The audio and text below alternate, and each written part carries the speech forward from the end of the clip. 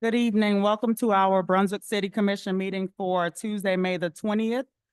We will begin with our invocation by Reverend Alan Ackridge from St. Mark's Episcopal Church, and then following that, we'll say our Pledge of Allegiance.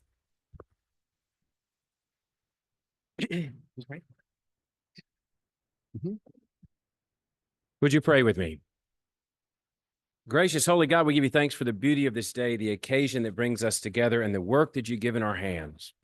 We thank you that by our various and diverse gifts, Lord, when leveraged for your glory, they cause all things to come into play and a symphony of your kingdom results. Come and be among this group of people, our city leaders, our elected officials, and all those in the room tonight, that the work done would honor you and advance that kingdom. In your Son's holy name we pray. Amen.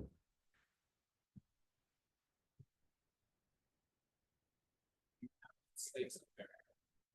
To the republic, it stands, one nation, under God, indivisible, with liberty and justice for all.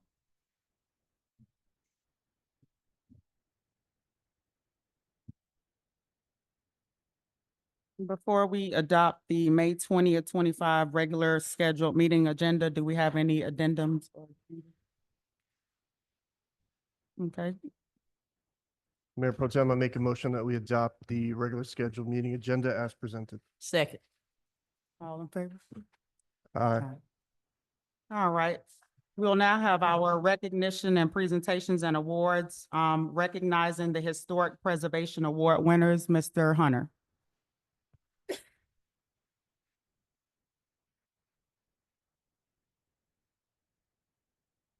Good evening, Mayor Pro Tem and Commission. Give me 1 second here.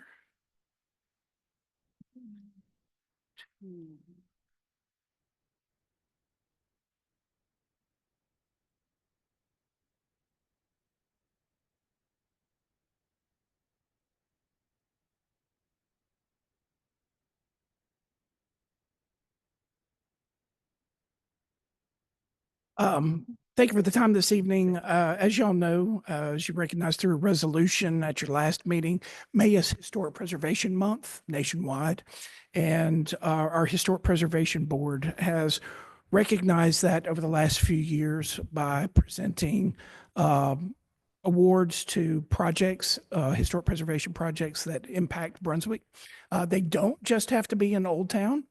They can be any preservation-related project throughout the city. And we have two of our board members with us tonight, Sarah Giannakakis, who's our vice chair, and Kate Saby. And with that, we will announce the winners and ask them to come up, and we can do a group photo real quickly right before we're done. So Sarah, if you want to name the winners. The winners of this year's Preservation Awards are the People's Choice for Preservation of a Residential Property, Trent and Hannah Taylor.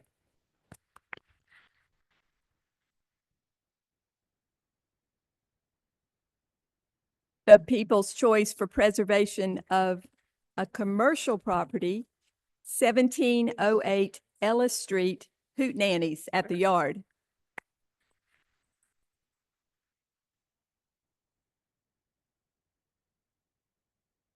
People's Choice for Community Beautification, Hillary Square, Signature Squares of Brunswick.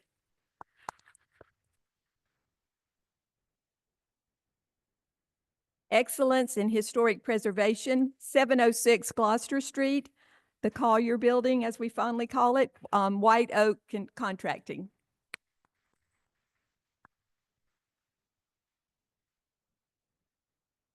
And Excellence in Historic Preservation, 1408 and 1410 Prince Street, John Lawrence.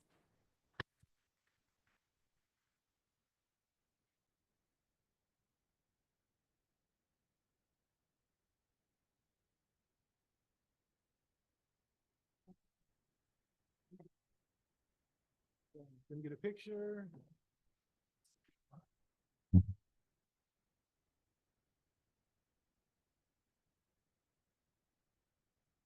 And we'll take a few. Can I scoot in just a little bit? Okay. Ready? 1, 2.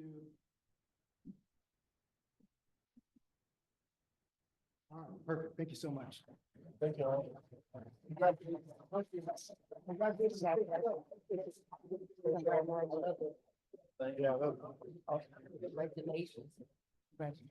Congratulations. Congratulations again. Yeah, thank you. Yeah, appreciate your hard work. Yep. Congratulations. Thank you. Congratulations again to all of our winners. Next up, we have recognition of Recreation and Park Coordinator Jessica Stewart for receiving her Master of Science Adult Education from Troy University.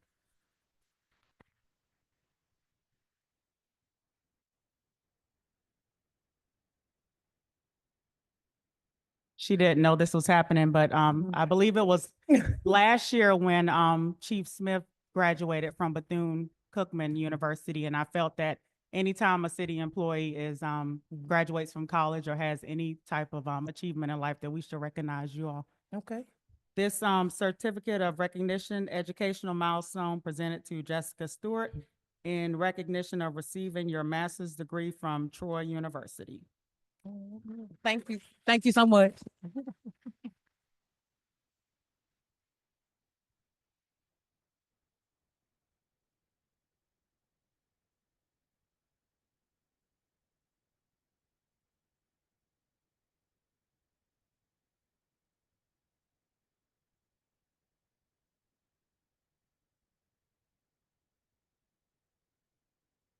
Perfect. Thank you, guys.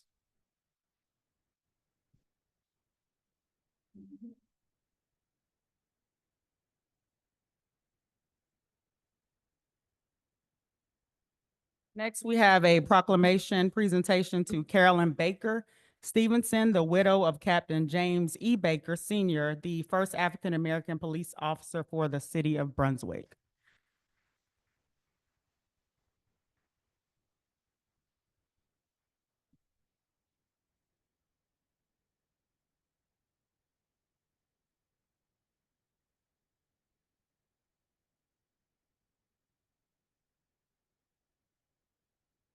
Okay, I'll read this proclamation.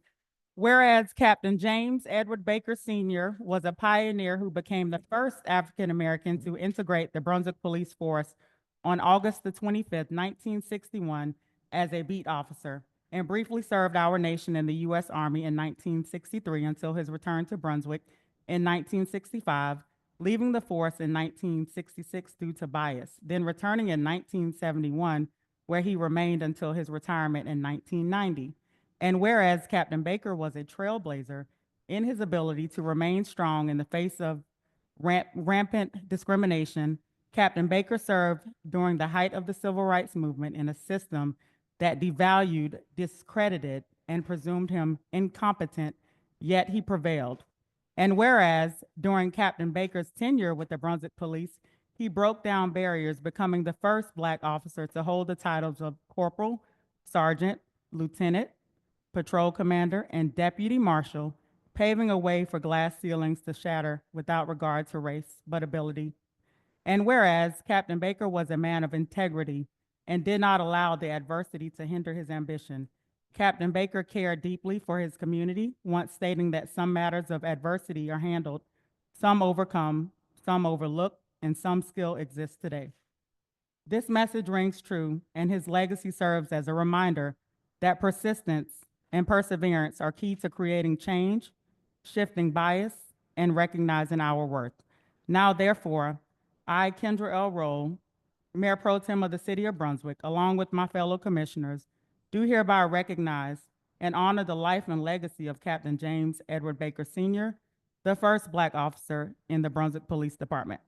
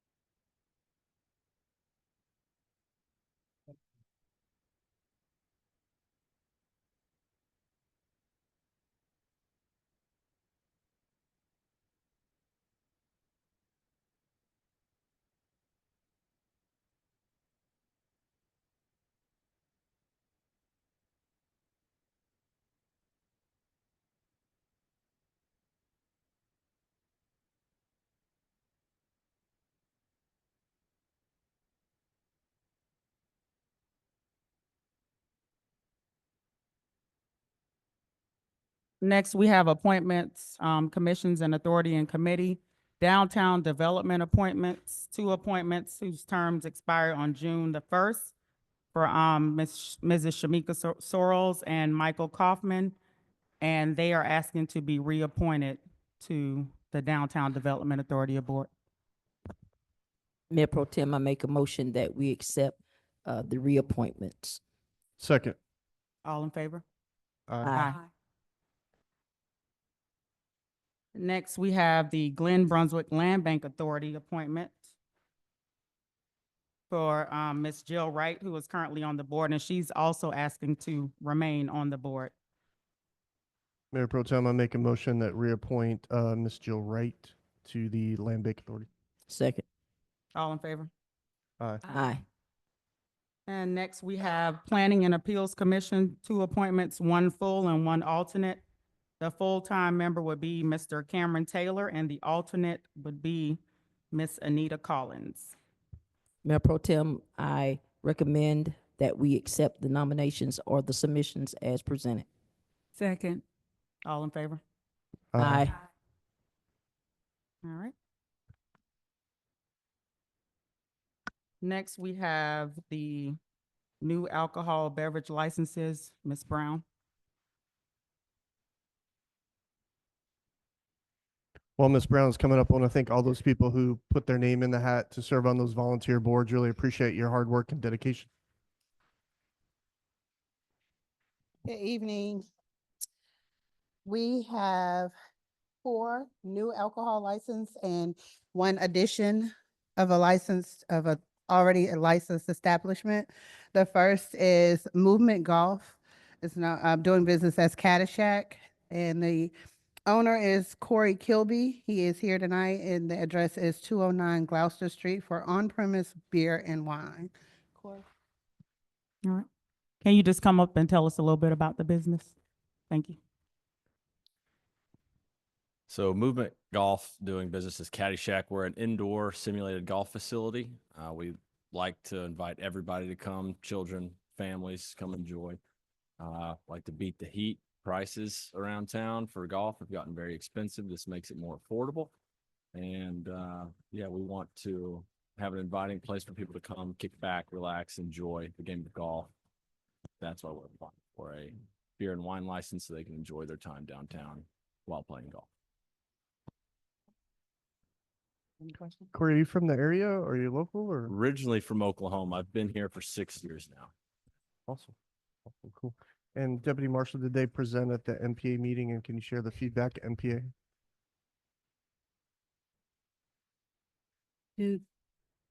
Will your establishment serve food?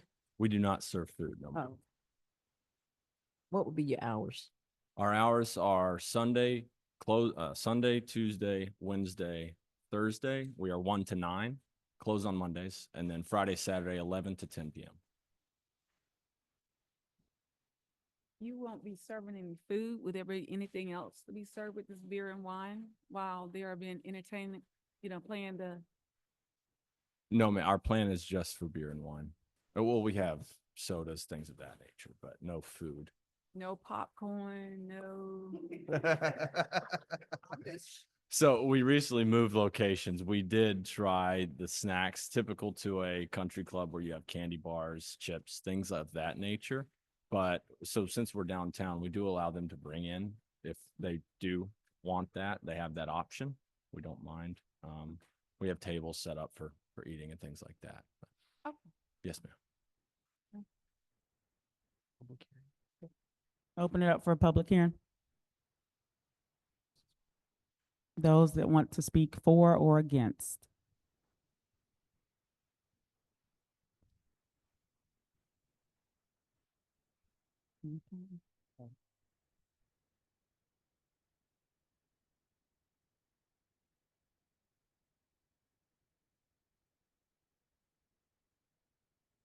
Okay. Okay, there being none, we'll open it up for a motion. Mayor Pro Tem, I make a motion that we approve the beer and wine on-site consumption for Movement Golf DBA Caddyshack at 209 Gloucester Street. Second. All in favor? Aye. Thank you. Look Thank forward to you. coming checking it out. All right, our second one is the Crepe Brothers LLC doing business as St. Simon's Crepes. I call him Sal because I cannot pronounce his name correctly. And Renato are the owners. The address is 1514 Newcastle Street. They will be on-premise consumption of wine only. They are here.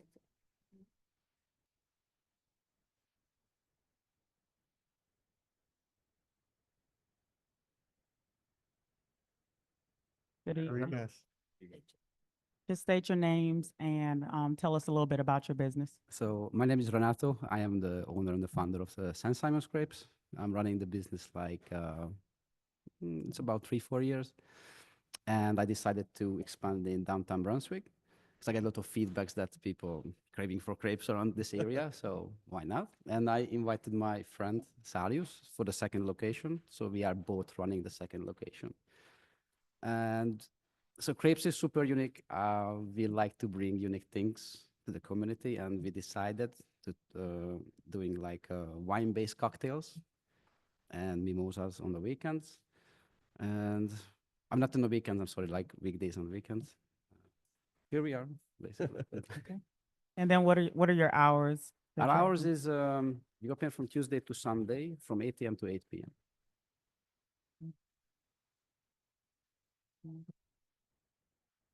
Pronounce your name. Saulius, Saulius. S-A-U-L-I-U-S. Can you kind of tell us a little bit about the wine and how you're going to package that the way you did at the NPA? Oh, Do you want? well, he has more recipes in his heads about those wines already. I mean, I remember I mentioned you a little bit about it. So it's not gonna be like a straight wine. It's gonna be mixed with some juices and with some sodas and with some root beer and you know, uh, just kind of like a little bit European style light wine cocktails. Um, you tell him a couple. So basically, I've a couple ideas. Every cocktail that I'm gonna bring on the menu, it's gonna be named by a local famous points like Jackie Lionel, let's say like the Driftwood Beach cocktail or the St. Simon's Island lighthouse and this kind of things. It's gonna be like a little bit of nice of a description about the area and of course about the cocktail. So I'm trying to be focused on the local, something, as I said, something unique. I am planning to create eight cocktails, and the rest of it is gonna be wine. Most of them I'm planning to sell European wines, which is super light, not heavy, because obviously we are a crepe shop, so we're not serving steaks and anything else. So, and also we don't want people getting drunk over there. It's a kid-friendly place as well, so we're gonna limit our Option. consumption. You know, so Okay. if we seeing that anybody getting drunk or wild, we can ask them super nicely. I think that's enough for you. You're more than welcome to come back tomorrow. I know you said it had like a little different spin and flavor Mm-hmm. as to how you were going to be packaging, Packaging. offering. Like how am I gonna serving it? No. I was saying when he did the presentation at the NPA, he caught my attention because he was talking about the difference in how he was going to be serving or the type of drinks, the type of wine drinks that he would be serving. They would not just be your traditional servings of wines. It would have, like he said, the root beer, the different types of things that would be in it that we traditionally here in Brunswick are not exposed to. So that's why I wanted you all to kind of tell a little bit about that. Not that I'm gonna be there to drink up all your wine, but I just. Yeah.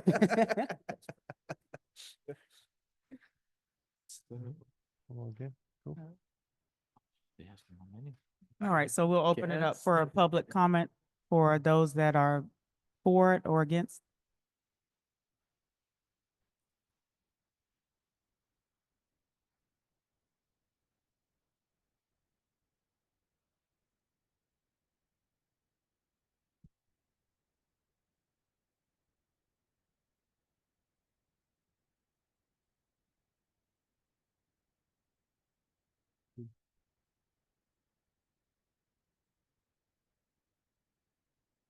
All right, if we have no one, I open the floor up for a motion.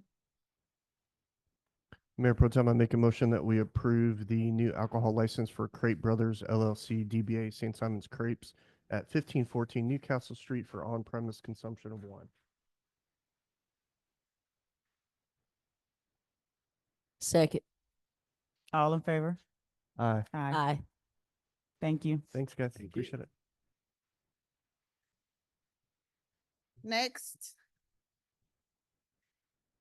Next, I have Bollywood Indian Bistro.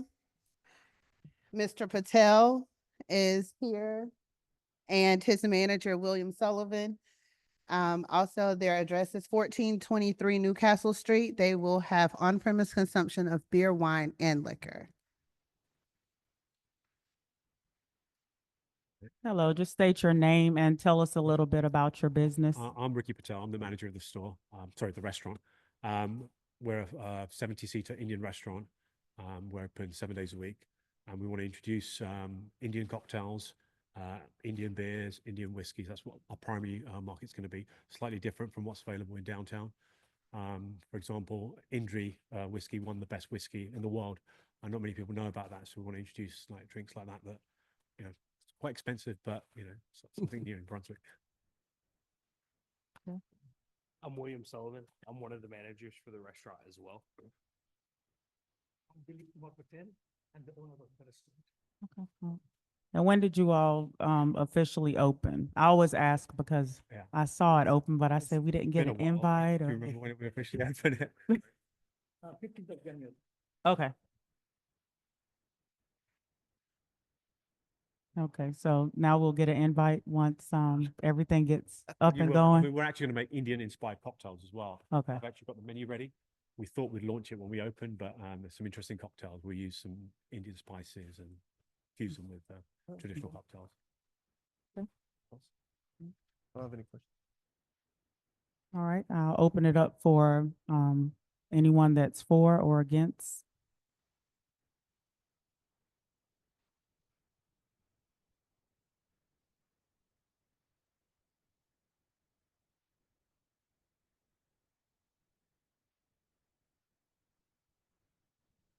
All right. I'll open it up for a motion.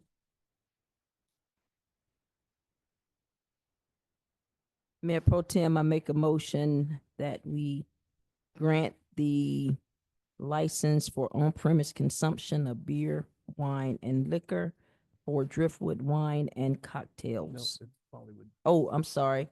I went ahead of myself. For Bollywood Indian Bistro. Second. Still the same thing. All right, we have a second. All in favor?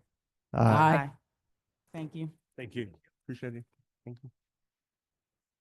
All right, our last new license is Driftwood Wine and Cocktails. Miss Sunshine Unta Wagner is the owner at 205 Gloucester Street. She will have on-premise consumption of beer, wine, and liquor. I'll go ahead and come up even though you've already approved me apparently, right? Hi, I'm Sunshine, Unter Wagner, and that's my gorgeous husband back there, Derek. We've been in the community about 11 and a half years, opening up Driftwood Wine and Cocktails. We're going to have crafted cocktails, wines. We're going to be open Monday through Friday, 4 to 10. Saturday and Sunday, we're open for brunch at 10 and then closed at 10. It's going to be a relaxed atmosphere. It's comfortable for all of us mature people that like comfortable seating. That was a must for me. I'm going to have some relaxed area to talk, to make relationships, whether they're business relationships, friend relationships, romantic relationships. But I just wanted some place that I would feel comfortable in, looking for some place just to kind of hang out. We'll be serving heavy charcuterie. We're going to have, the salty, the savory, the sweet, and then also brunch board on those Saturday and Sunday mornings. Thank you.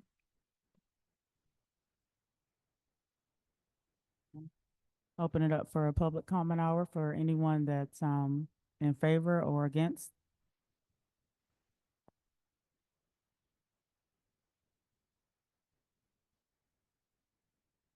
I do want to just make this quick note that all of these applicants were at the NPA meeting and did receive positive input from the NPA. So I just want to make sure that's understood and known.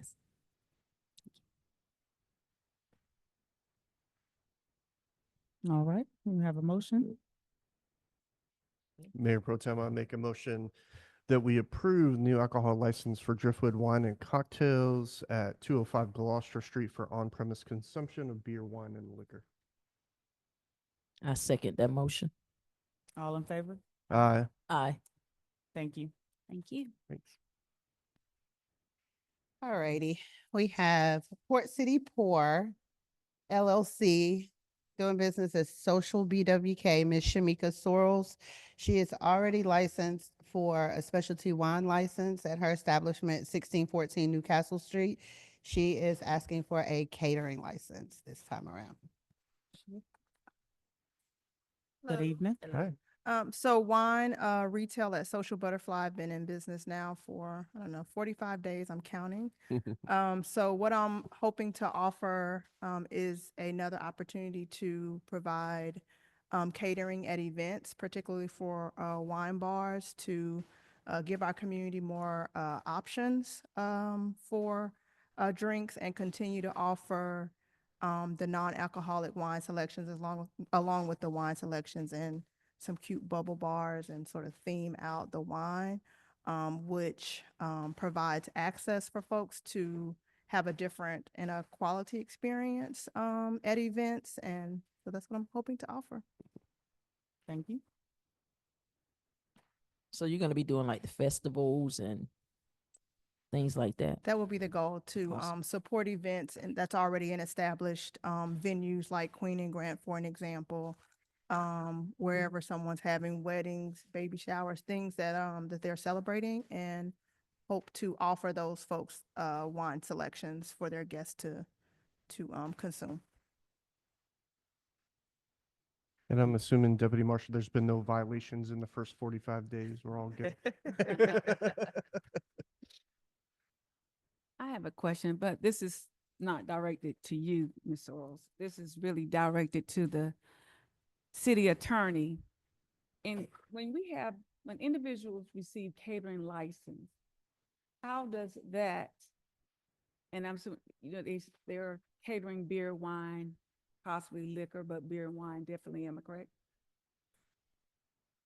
It would be based on what their underlying license already is for. So for example, this one is a wine specialty shop. So Okay. But just say if a person, because I believe early part of the year, we awarded a couple catering license, and there was one, I could just remember top of my head, had beer, wine, and liquor. Okay. How does, if they go to catering in an event facility, okay? And does the rule and regulations as to establishing a liquor store apply? Like if there's a church or a school present close to that building or facility, or does it apply? Or they do not have to abide by those rules? no, because you would have to be a caterer, you'd have to have a license for on-premise consumption. And so there's going to be a different set of regulations that would relate to a retail packaged liquor store. So as it relates to those regulations, those would not be applicable if it was an on-premise for consumption on-premise license. Okay, thank you. Open it up for a public comment hour for anyone that's in favor or against.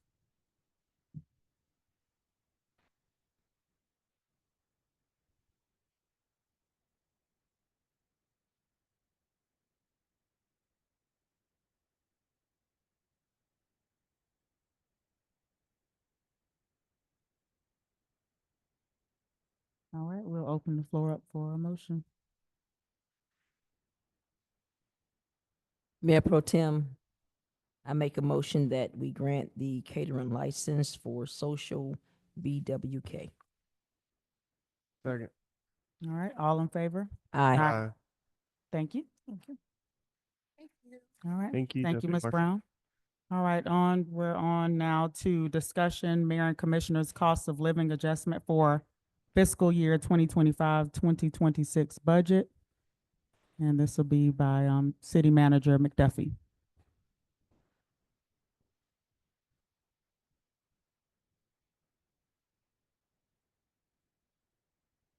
Good evening. Good evening. The city of Brunswick has proposed its budget. It was presented on May 7th. It does include a cost of living adjustment for all of the city employees. In order for the mayor and the commissioners to participate in that cost of living, there's a process that is required by the state of notice. They have to publish a notice of intent to increase the salaries. And that notice would read, the Board of Commissioners of the City of Brunswick will approve an increase of the annual salary of its elected city of offices during the regular scheduled commission meeting at 6 p.m. on Wednesday, June 18th, 2025 at the Old City Hall, 1229 Newcastle Street, Brunswick, Georgia. The following increases have been proposed. The mayor from $16,089.32 to $17,054.68 annually. The commission members from $11,718.98 to $12,422.12 annually. The increase will take place or take effect January 1st, 2026. The advertisement has to be posted in the newspaper or advertised for 3 consecutive weeks, and it's being proposed to be advertised May 28th, June 4th, and June 11th, which is prior to the budget approval on June 18th. My request is to have you direct staff to provide or advertise for this increase. Thank you. Thank you. Thank you. Open for discussion. Madam City Manager, did you say what was the percentage of the increase? The increase is a 6%. 6% COLA increase? Yes. Okay. Qualifying that, the commission hasn't had a COLA increase in a while. So we want to make sure that that's definitively understood. Thank you for that. Commissioner Clayton, okay.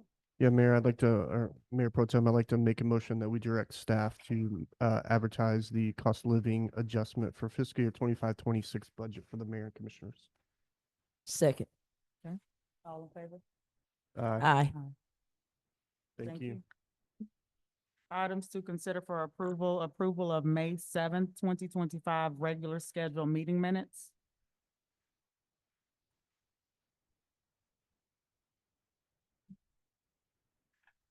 Mayor Pro Tem, I make a motion that we approve the minutes from our May 7th, 2025 regular scheduled meeting as presented. Second. All in favor? Aye. Aye. Next, we have, consider approval of the financial reports as of February 28th, 2025 and March 31st, 2025. Mr. Perry.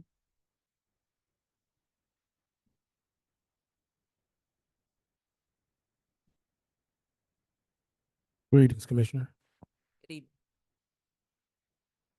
Okay, what you have before you is the March minutes, the March financial report, I think that I put up there, which will break in from February to March. For all the year-to-date numbers that we needed to bring up to speed, I think this will answer the question as far as what you have for the last meeting when we were talking about the February minutes. So we go ahead and start. Financial report as of March 31st, year-to-date. Revenues that we brought in for the month of March, $1,041,875. Year-to-date, $16,188,594. Now expenditures was 1,400,710 with a year-to-date of 15,425,192. Net revenue and expenditures, we're looking at 763,402 compared to last year. Now, our cash ledger balance is 7,685,171. Now, what we have in our prime South account for that month was 109,862.27, and our Georgia Fund one, which was 7,575,308.77. Sales tax. Now, sales tax for the month of March, the 25th, 2025, is 757,090. Now, year to date, year to date now, we have 7,500,034. Compared to last year we had 750,000 sales tax, 124, and a year to date of 7,247,305. So we're up 3.49% as it relates to our sales tax compared to last year. Okay. Next page. Now, next page is our capital projects as it relates to SPLOS. Now, there will be a SPLOS 6 conversation after this report. So we'll get to that. Typically it's at the top of this report, but it will be explained after this. Now, SPLOS 22 report, distributions received, 14,625,939. After our interest and our grant reimbursement and our transfer ins and our DOTs, we had an expenditure of 6,819,817. Total receipts since exceptions, 16,024,696.41. Our cash ledger is 10,114,273.27.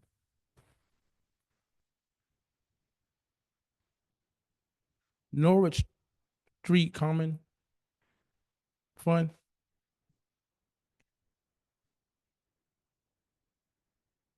Oh, that's fine. You can. Yes.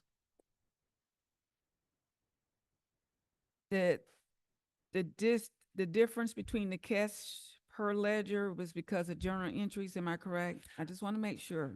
Yes, ma'am. Between the 16,000, not 16,000, but 16 million. 16 million, exactly. Okay. And definitely over time, especially with the new help that we have, we've been definitely catch up a lot of those journal entries that we've talked about in the past. Okay. So in the future, we'll see more, especially when we come to our next finance committee Okay. meeting. All right, so that's roughly $5.9 million off. Yes, ma'am. Okay, thank you. Now, Norwich Street Common Fund, which is only for the month to date, we only collected interest. I think for the month of March, we collected $1,296. Total revenues for the Norwich Street Common Fund year to date, $559,369. Total expenditures, $382. No, I'm sorry, total expenditures, $177,308 with a total expenditures of, total cash ledger balance of $382,061. Roosevelt Harris Multipurpose Center.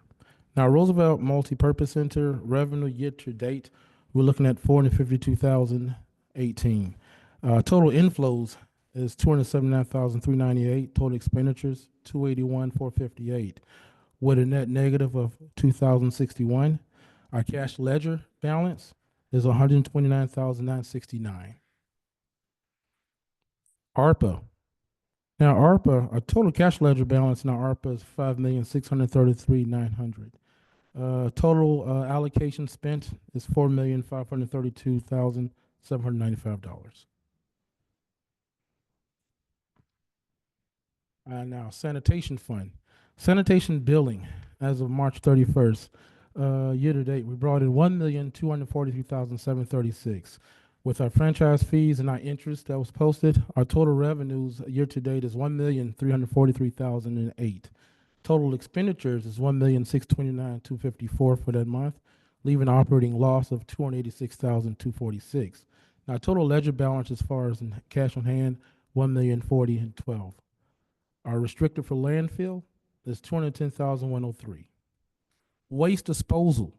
Now, waste disposal as it relates to trash pickup, year to date, we're looking at $1,177,281. Street sweeping, year to date is $83,656. with a total year-to-date of $1,260,937. Stormwater utility fund. Our stormwater utility fees we brought in for the month of March was $929,920. With our interest that we brought in, our grants and our penalties and interest, total inflows are $955,282. Total outflows is $936,134, leaving a balance of $19,148.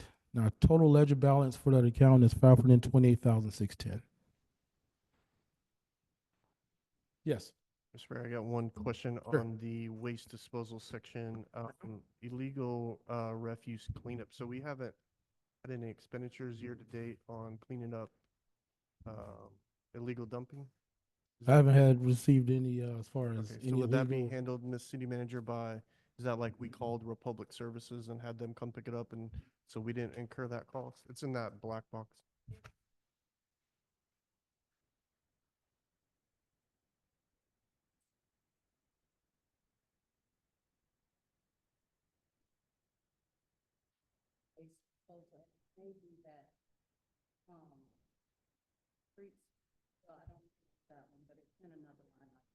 All right, no problem. If we can just take a look at that and see if there's any Okay, we'll double adjustments check need to be that. made. Thank you. The main thing is I want to know whether or not we're getting charged by Republic doing that, or if it's in-house and we're doing it. We actually do get charged by Republic for some of their illegal dumps, but we also pick up. Now, our Lawrence Center. Our Lawrence Center transactions for the month was 10,650 and 48, which was majority salaries and wages. Year-to-date transactions, we're looking at about 147,906 and 99. And that concludes our Lawrence Center. Now, we do have a SPLOST 6 update, and now let's City Manager just address that with you. But that should be on the last page, 5 and 6. Yes, ma'am. Looking at our Lawrence Center. Yes, ma'am. And looking at salaries and wages. Correct. Okay, and we have basically, this is the end of March, and we have 3 months left, am I correct? Correct. And we look at the overall bottom line, if we just say 9,100 or 9,000 times 3 more months, that's $27,000. Correct? You're right. So we are really over budget for salaries. Am I correct? At the end of the year, it'll be, because right now you say we have a balance left of 19,500. Yes, ma'am. Total 19.5 left as far as in that budget's concerned. Okay. So really, and you may not be able to answer this one, but maybe city manager, temporary employees, who are temporary employees at our Lawrence Center, even though we don't have anybody there, but when will they use one, or how will they use temporary employees to do what service?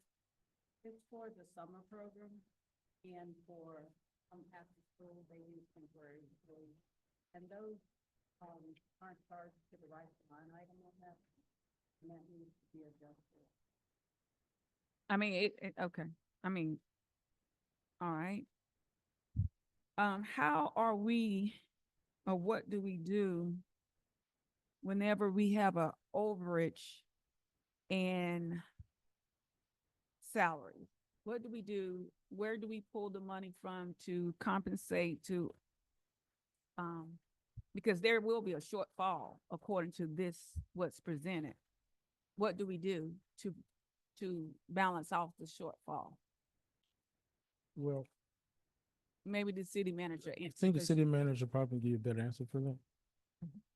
In most cases, we look at the overall budget and we propose a adjustment to that. It's probably going to be in that temporary employee line item, but we'll have to look at what's actually salaries and what's actually temporary employees in that line item. But we look at the whole amount that's budgeted, bottom line, and see if we can adjust out that decrease or deficit. And if not, then it'll be presented at the end of the year for variance adjustment Okay, so you saying the overall budget as the big budget and tells everything that the city operates and spend and income coming in? If we can't budget, if we can't adjust it within that budget. Well, according to this, you won't be able to budget, adjust it according to this budget because the temporary salaries have not been utilized and it's already counting 25,000. And originally just glancing at it, I thought, oh, the temporary employees, since we haven't had any, it'll be placed up there to the salaries and wages. But anyway, we'll see how things come down at the end of the year. Thank you. So let me ask this, and that's a good point. Let me ask this. So the classification of the temporary employees, because I know some should be covered under CDBG when they get certain monies from CDBG for the summer programs. So are these items classified correctly? Let me check to see what's covered under that, under CDBG. And also, maybe try and make that adjustment so that the salaries for the temporary are taken out and put in the right line item. And then the calculation of what's left in the overall salaries so that we'll know exactly how much that overage may be. Okay. Because if I'm reading this correctly, that temporary employee line item shows year-to-date transaction that we've already spent that 25K for the temp employees, right? Yeah, We haven't it's spent got- any of the temporary employees. what it's Why do you on say there. that haven't? Including, so the 22,612 is an overage, Mm-hmm, of that of the 73,130. correct. And so we are close to, overspending, but the overspending probably is in that temporary line item. Because that's weird that that's a round number to me too, that that's just Yeah. 25,000 we spent. No, it's not spent. It- It has not It been is, utilized. it's on the far right column. It says budget year-to-date transactions. And So it it's- wasn't spent in the current month, but my understanding is that. Oh, I get, Please explain it to them. We have So the, what it says is, and this is kind of, the budget is minus the year-to-date transactions, and that's what's in that last column. okay, gotcha. Thank you. Yeah, that's a little confusing.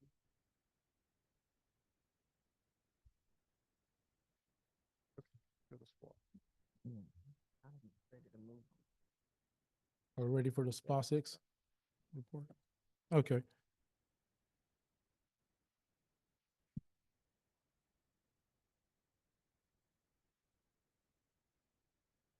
Okay. At the behest of our Commissioner Williams, we have been working on our reconciliation of our SPLOST 6.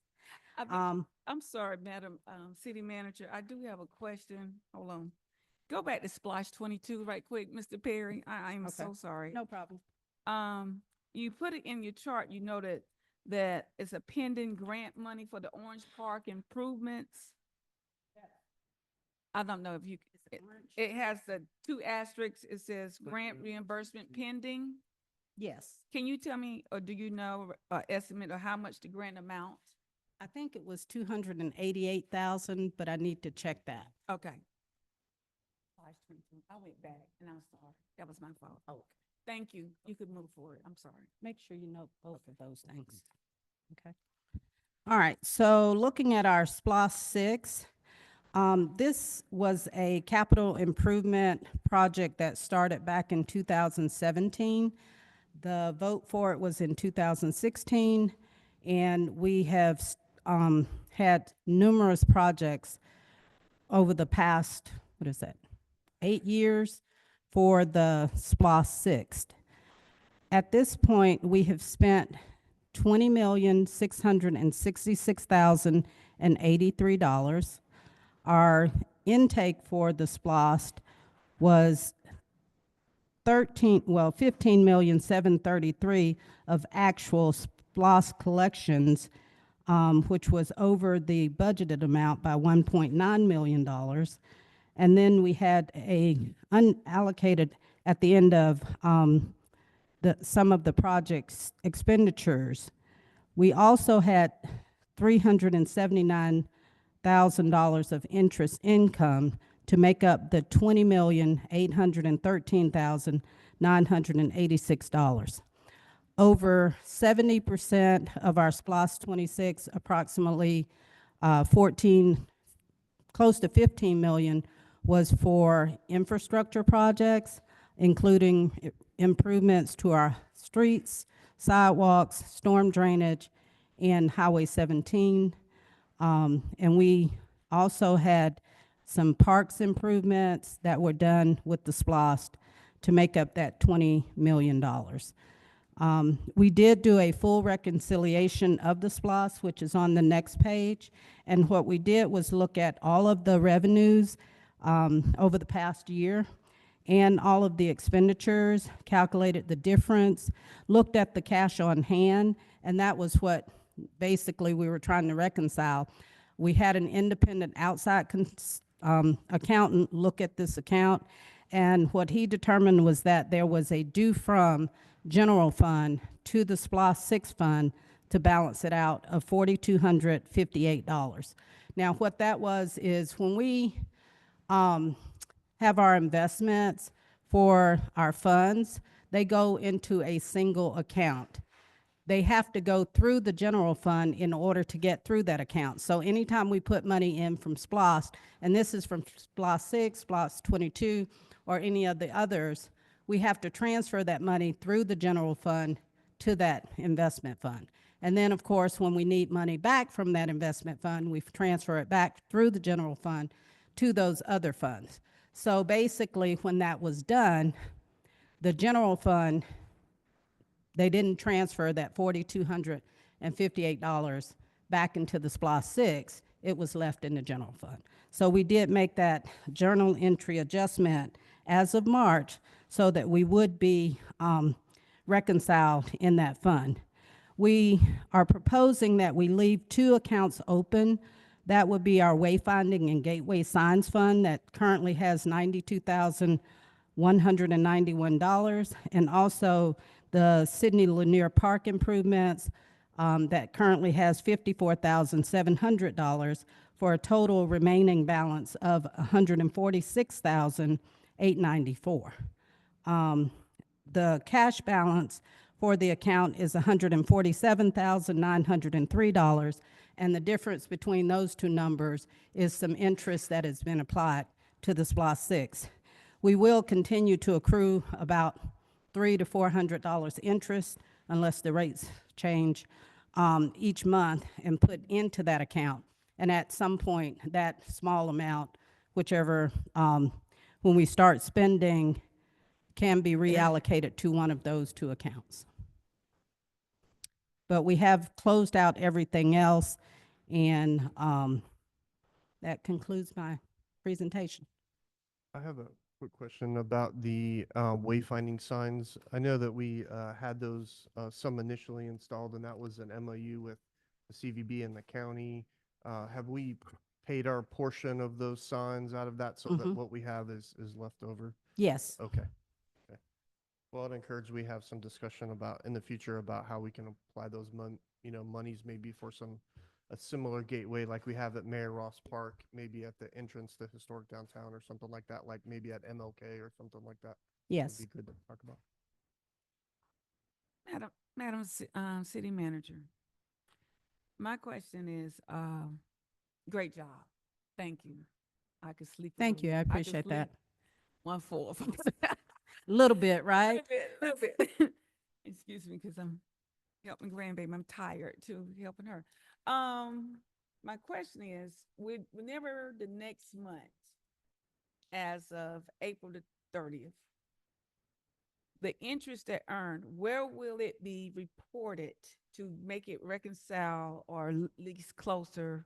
And I know it's only about 1,000 on this sheet. It'll be in the cash.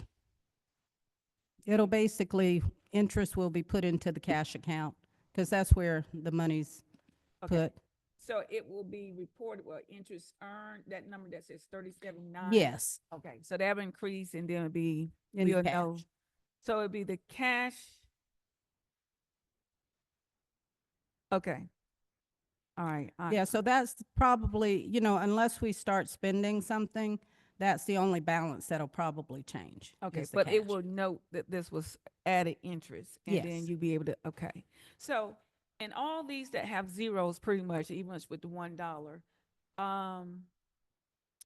is it any particular category that, just say for some reason, and I'm just gonna say historic square, we Mhm. want to, we have this money in Splash 6, and this is just informational for me to understand.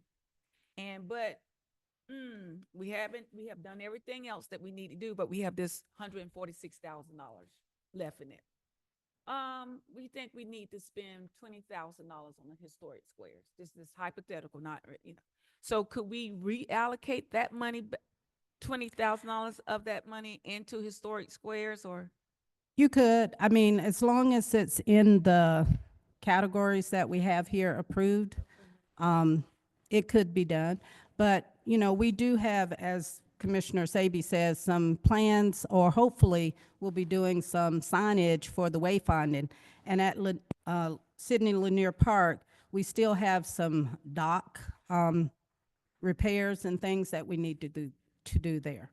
But once that is done, or if we estimate, that there's some, I guess, money left over, then yes, it could be allocated any area that's already designated for spending for the SPLOST. Are we only allowed to have one Georgia Fund 1 account? That's the way it's set up, yes. That's the way it's set up, or could we have multiple? I'll check to see. The reason why I ask, because we taking in splash, money have to go into the general fund, goes over here. I'm just trying to think, how can we streamline so we won't get all this crossing up? I understand. And again, there are a number of accounts that we may be able to set up. What I was told was that it was very difficult to change those accounts, but I will look into it. Okay. And I'm just trying to find or think of ways to help our finance be more efficient. That's all. I totally agree. Thank you, I do too. Thank you again. Thank you. Thank you. Thank you. But that's, make sure we keep it consolidated. That's all. Reconcile. Appreciate it. Is that the end of the finance report? All right. All right.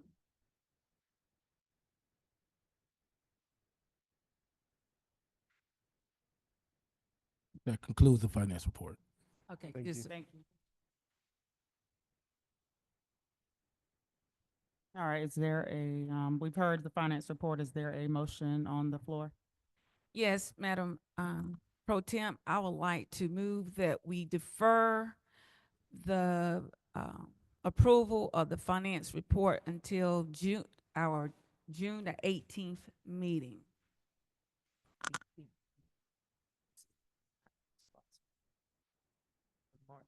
Okay, I'm sorry. We'd like to defer the reporting as of March the 31st, 2025, for approval to June the 18th meeting. Second. All those in favor? Aye. Aye. All right, thank you. Next, we have consider tentative approval of the proposed 2025-26 fiscal year budget. Mrs. McDuffie.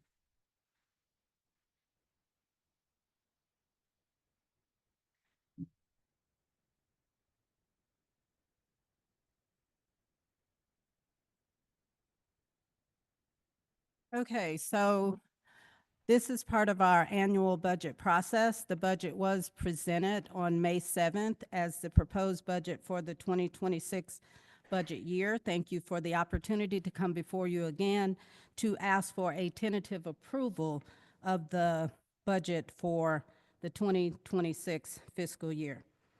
Thank you for my department heads who are here in support of the budget as it's proposed.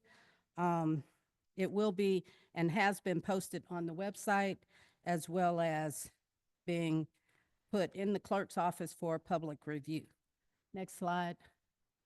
Next slide. And next slide. Okay, so the proposed budget is $23,918,000, a 5.03 increase over last budget year. Our property taxes are budgeted at $6.3 million. The sales tax is $10.4 million, and our other taxes are $4.2 million. Our total tax budget for revenues is $20.9 million, which represents 87.5% of our revenues. We are also proposing that we appropriate $750,000 from our fund balance to support the annual expenditures for fiscal year 2026. The authorized personnel for the city is 254 full-time employees and 10 part-time. We are budgeted for 236 full-time employees. That's including three additional positions. We are looking at increasing that, and any adjustments to the budget will be made collectively before the final approval. But this proposed budget is as presented. Our key initiatives in the budget include our housing development program. We are looking at changing our operation or increasing our operations for our municipal court to have a night court operation. We have a co-responder position in the budget for the police department. We are also proposing to implement a fleet management for the police department and add personnel in finance in our finance office. We are also proposing to change our recycling program to a subscription-based recycling program. Additional highlights in the budget include $134,000 for maintenance for Axon equipment for the police department, $100,000 for upgrades to the police vehicle computers, $75,000 for the land bank, and $30,000 for continued support for employee incentives.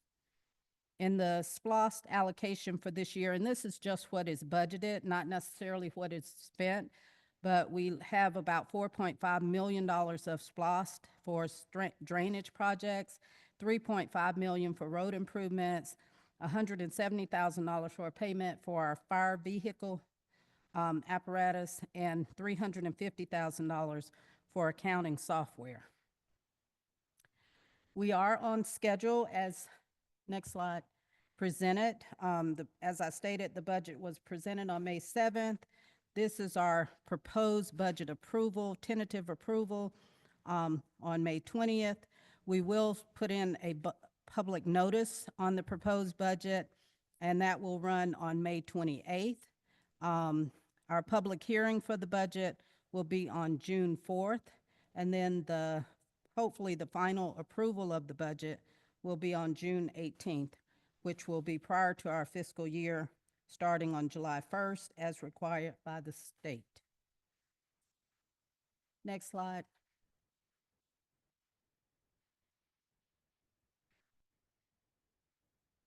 Next. Okay, so looking at our general fund revenues, as I stated prior, most of our revenues are comprised of our taxes, property taxes. Next slide. Which is approximately $20 million. Our business licenses and permits are proposed at $567,000. Our total general government, intergovernmental is $80,000. Our fees are $315,000. Our fines are $451,000, and that includes our municipal court fines. And other miscellaneous revenues are set $580,000. And again, the appropriated fund balance that's proposed is $750,000, which makes up our total $23,918,000. If you look at next slide, the revenues, as I stated, are comprised of 35% are property taxes, 44% of sales taxes, 9% other taxes, and 12% of other revenue. Next slide. Our expenditures include approximately $5.6 million of general government expenditures.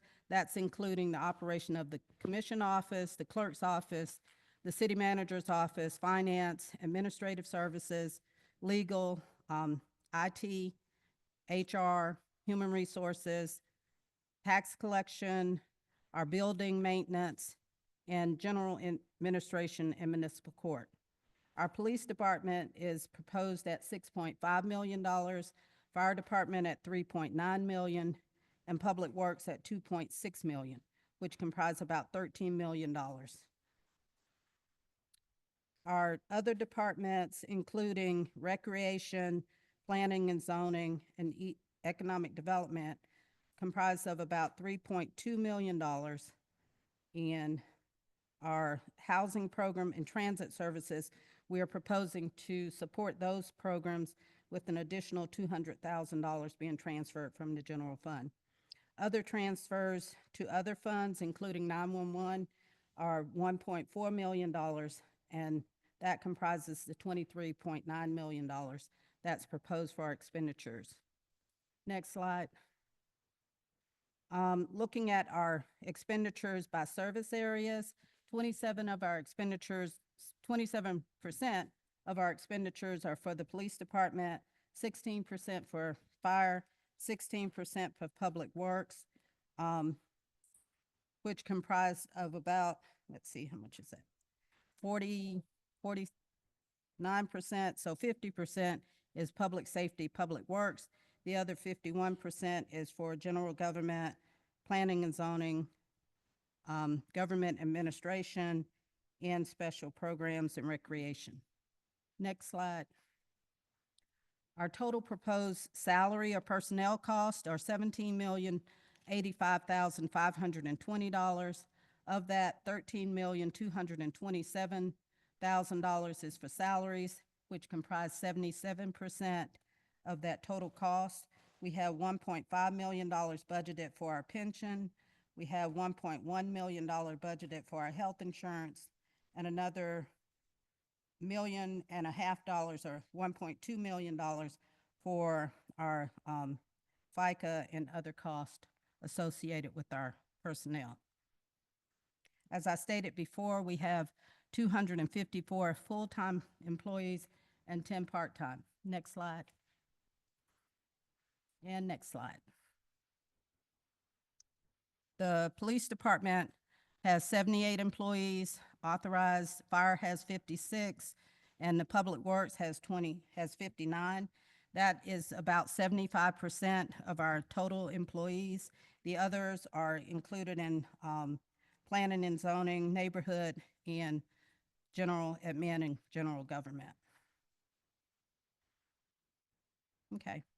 The budget includes personnel changes, which are outlined, machinery and equipment purchases, which are by line item, and then the budget that's provided to the public for public review has a complete line item of every department and amounts that comprise the $23.9 million, plus information about our sanitation, stormwater, and our CDBG, including the Roosevelt Harris Center.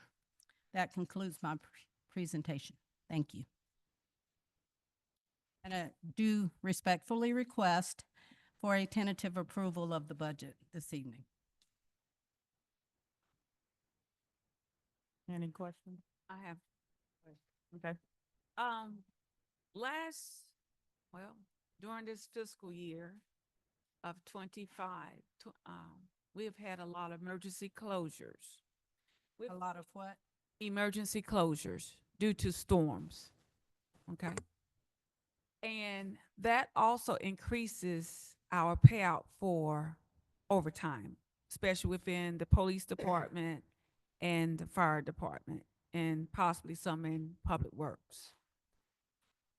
Do you know exactly, or can you get the information, how many days and what those costs were? And have you added that amount to this budget? Because with the hurricane season coming up again and the storm season, I'm pretty sure those emergency closures would be there.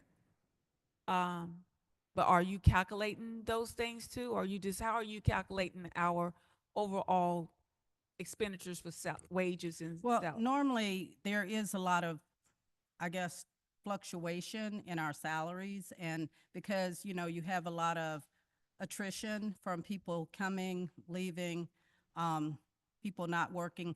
We budget for every person to be paid every day of the fiscal year. So in essence, if we don't have that, then we normally have some money left over. I will look at to see, because we do have accounting of the emergency cost, because a lot of times we're looking for reimbursements of that. So I'll look to see how much overtime we have calculated. But again, it's hopefully will be balanced within the budgets that we have established for the departments. I'm gonna piggyback off of Commissioner's question. So what you're saying is you already account for, if I'm understanding correctly, you are already accounting for them working every day. So you're using that as a contingency to cover potential overtime, or In most how are you cases, it doing that? does. Because I know, Yeah. and I'll just take an example, like with the school system, they build in those number of days for the potential of inclement weather. So is that what you're saying? Is that, are you patterning it to Well, something like that, we or? pay, you know, a lot of times when we have administrative leave, we are still paying for those people on those days. So normally, we have everything budgeted. What I'm saying is, under normal circumstances, you don't have every position that's budgeted filled every day of the fiscal year. So anytime those are fluctuations in those work days, then you have extra funds in the budget. Now, whether it pans out overall, it may not, but again, I'll look at what we have to see how much difference. And generally, if we have a difference that's needed, then again, we have the whole $5.6 million for the police department to try and manage whatever overage we have. Okay, because I think, Commissioner, you can tell me if I'm wrong, that she's trying to get an understanding, which I'm interested in as well, an understanding as to the cost that we incur, for the OT for inclement weather. Yes. Yeah, and we normally have that. I will ask the emergency management, because all of it is documented, because normally we're trying to track it so that if we can get reimbursed for it. I don't think, at this point, I don't know if any of the declarations has allowed us to get to the threshold for reimbursement, but even like last year, we did get a reimbursement of those expenses. But this year, I'm not sure if we will, but we did track it so that we can put it in if we can. Okay, so that's a good, I can't tell you how much that was. okay, so that's a good caveat, is to know, what we're expanding versus what we're going to be reimbursed through the, state, Yes. reimbursement, or the federal potential reimbursements. So how does that look to us and for us? Because this is supposed to be an even busier storm season. Okay.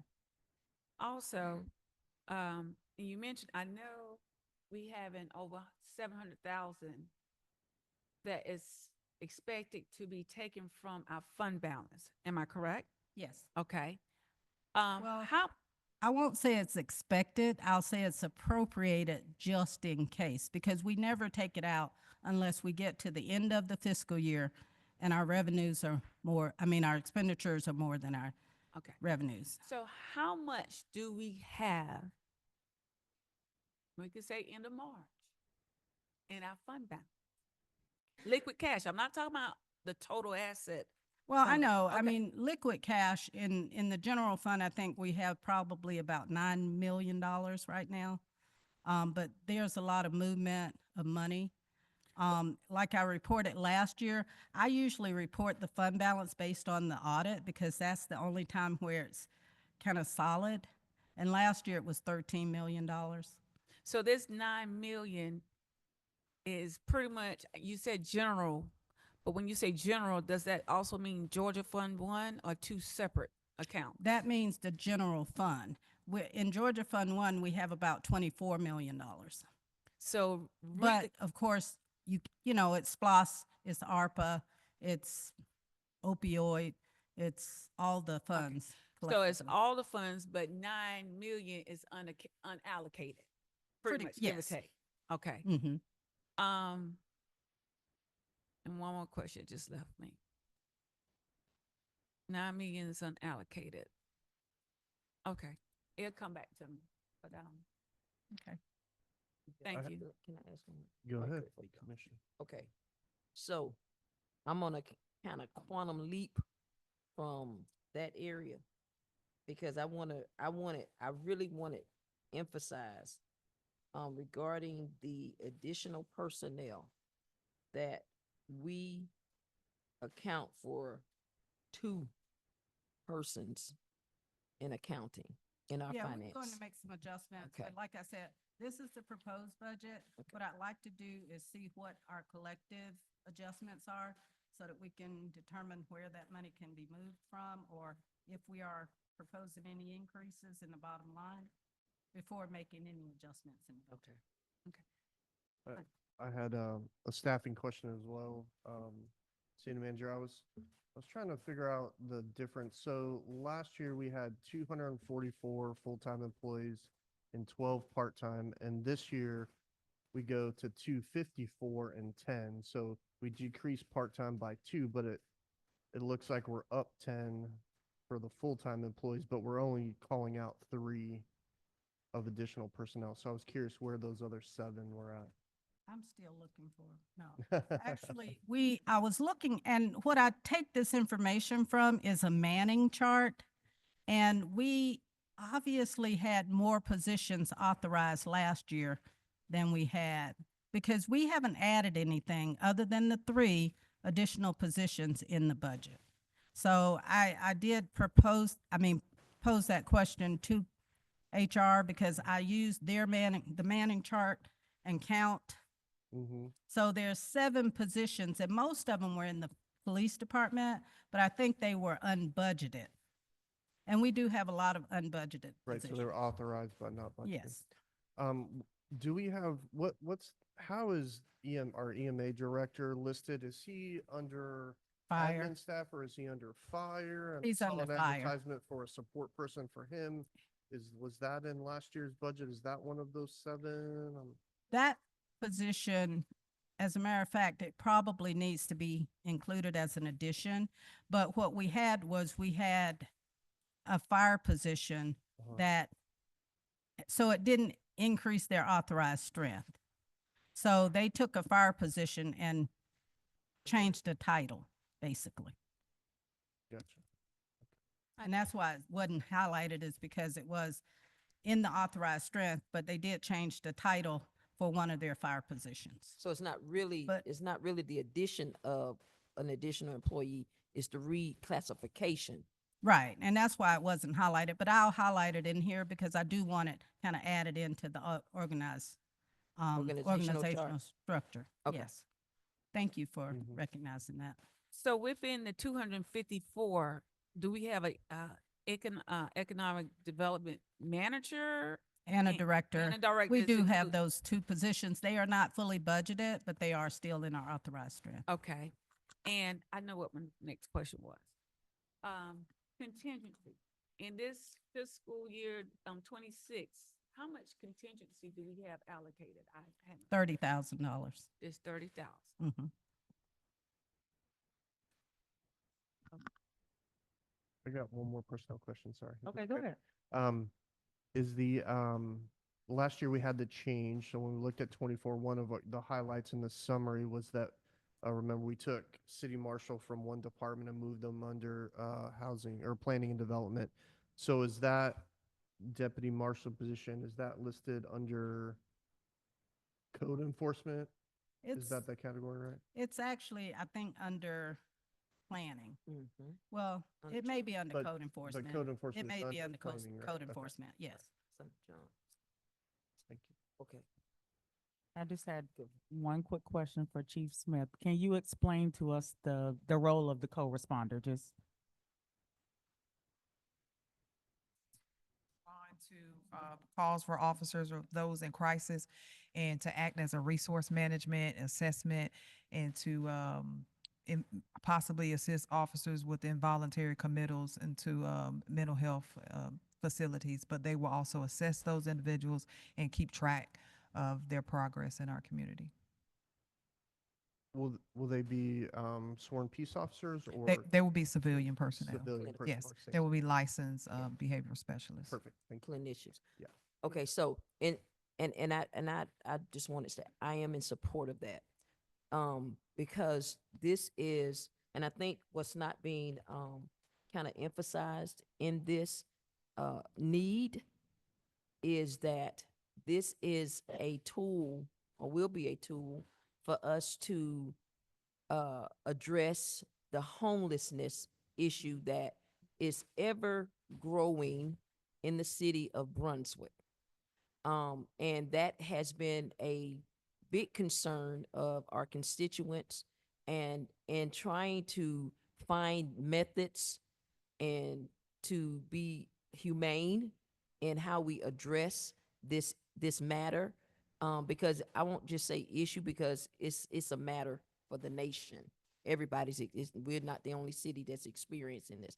And so, to be able to properly address that, I'm a part of the committee as well as the chief, and the city manager has also been privy to those meetings as well, and they're very necessary. What I found out, chief, and I asked, what was his name that was there? Lieutenant Hurst? Lieutenant Hurst? Or you Yeah. talk, yes. That was sitting by us? Yes, Lieutenant Hurst. I asked him because we found out some very interesting information, city manager, is that the county has a pot of money that is accessible, and they receive these monies as a county-wide initiative. So I want that to be addressed, because there is the potential for us to be able to access those funds as well as we move in, and I even said potentially for staffing this position.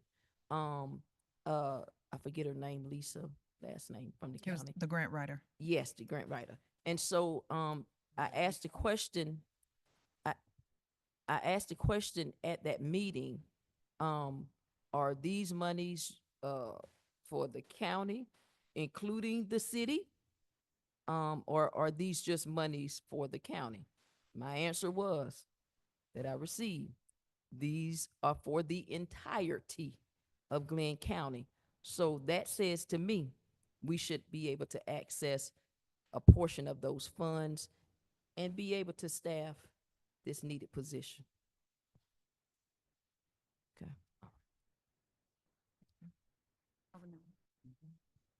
Madam City Manager. Thank you. Yeah. I'm gonna put a suggestion as you going back through the budget and doing adjustments, that we add more to the contingency. $30,000 doesn't. We try not to reach into it too much, and this year we had put in 50,000. I don't think we've used all of that. I'll have to check. We only had but to see 30 where we are. because we used some from the NORCAN. I can remember when the guy did the presentation. Right, we use half of that, yes. And one more thing. I think that's it. Thank you.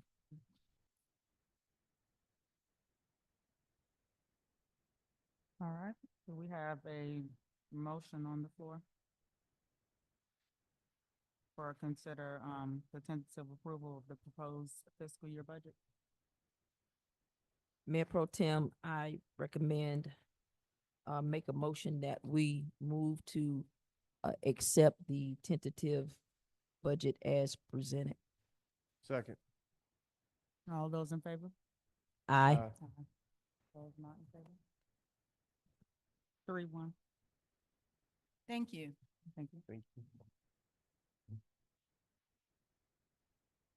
All right, next we have, executive session. Is there a motion on the floor? Real estate, purposes of real estate. Mayor Pro Tem, I make a motion that we adjourn to an executive session for purpose of real estate. Second. Aye. Aye.